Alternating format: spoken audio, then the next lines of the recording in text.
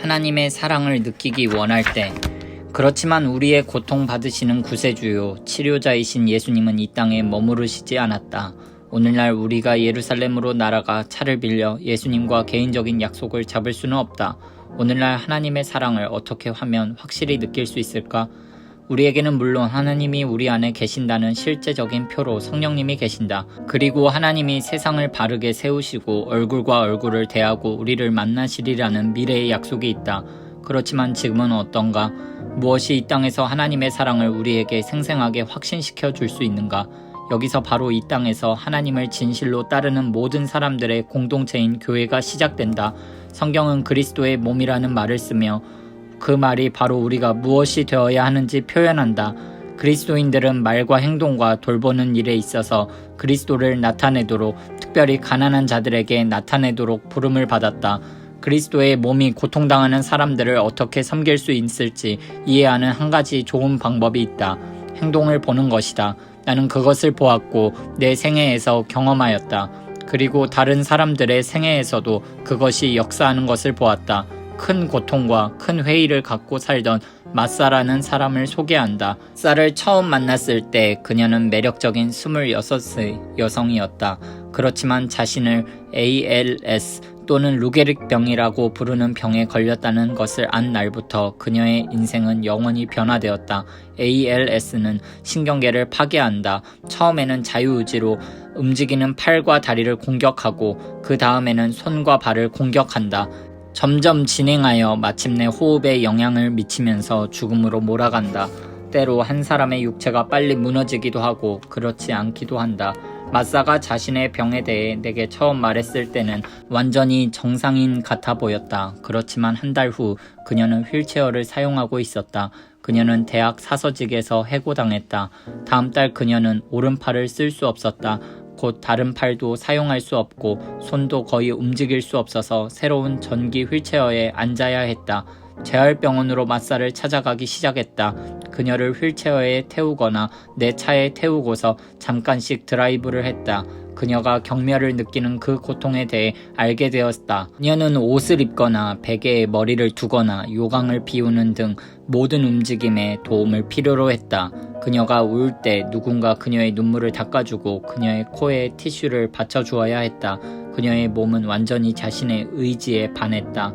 그녀의 몸은 그녀의 어떤 명령에도 순종하지 않았다. 우리는 죽음에 대해 그리고 기독교 신앙에 대해 간단히 말했다.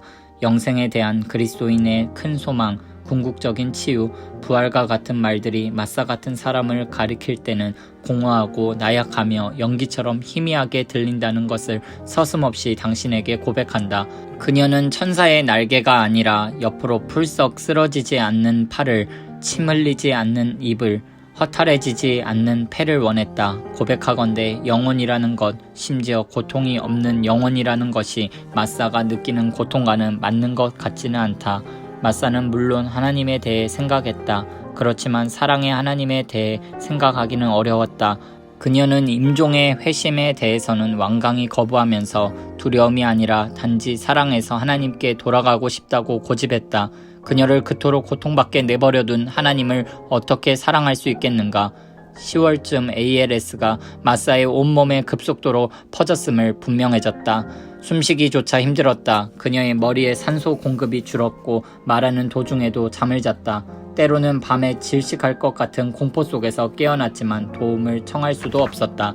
마사의 마지막 소원은 적어도 2주만이라도 병원에서 나와 시카고에 있는 자신의 아파트에서 지내는 것이었다.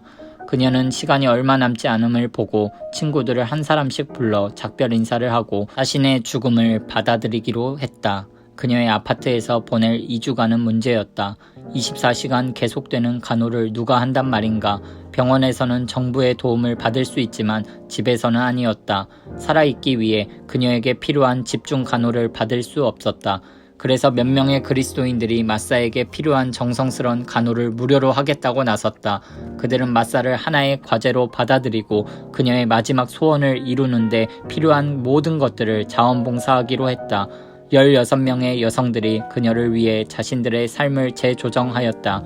그들은 작업반을 나누어 서로의 자녀들을 교대로 봐주면서 그녀의 집으로 들어갔다.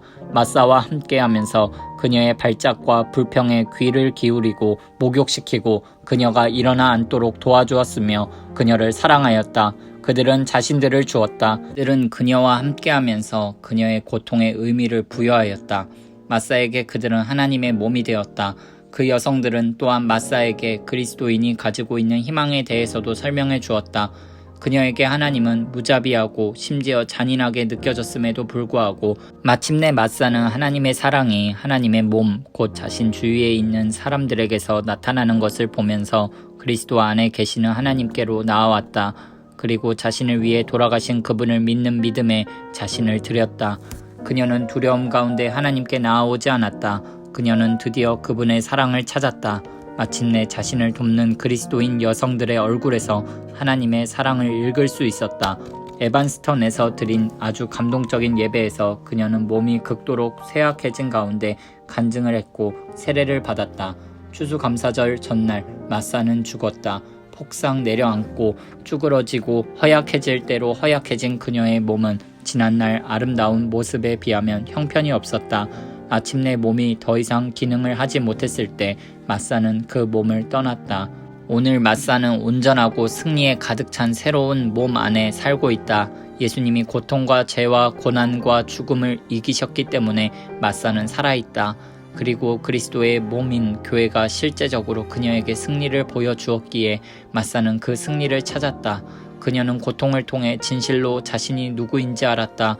주위에 있던 그리스도인들의 사랑과 자비 속에서 그녀는 바로 하나님 그분의 사랑을 보았고 받아들였다. 그리고 하나님에 대한 그녀의 의심은 점차적으로 사라졌다. 사도 바울은 틀림없이 이런 사실을 마음에 두고 이 구절을 썼을 것이다. 우리의 모든 환난 중에서 우리를 위로하사 우리로 하여금 하나님께 받는 위로로서 모든 환난 중에 있는 자들을 능히 위로하게 하시는 이시로다. 그리스도의 고난이 우리에게 넘친 것 같이 우리의 위로도 그리스도로 말미암아 넘치는도다. 고린도후서 1장 4절에서 5절. 삶이 고통스러울 때 제기하는 질문들에 대한 최선의 대답은 그리스도의 몸, 곧 교회에서 발견된다. 고통받는 사람들을 돌보면서 우리는 우리를 통해 하나님의 위로를 흘려보낸다. 이런 일을 하면서 우리는 세상으로 하여금 하나님이 진짜 누구이신지 알게 하는 것이다.